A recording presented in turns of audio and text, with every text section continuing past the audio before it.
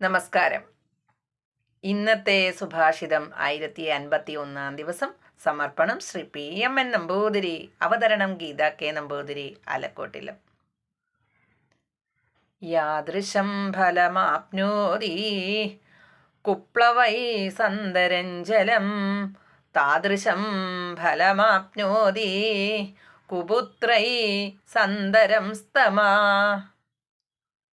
അർത്ഥം: നദി മുറിച്ചു കടക്കുവാൻ പൊട്ടിപ്പൊളിഞ്ഞ തോണി കൊണ്ട് യാതൊരു പ്രയോജനവും ഉണ്ടാവുകയില്ല.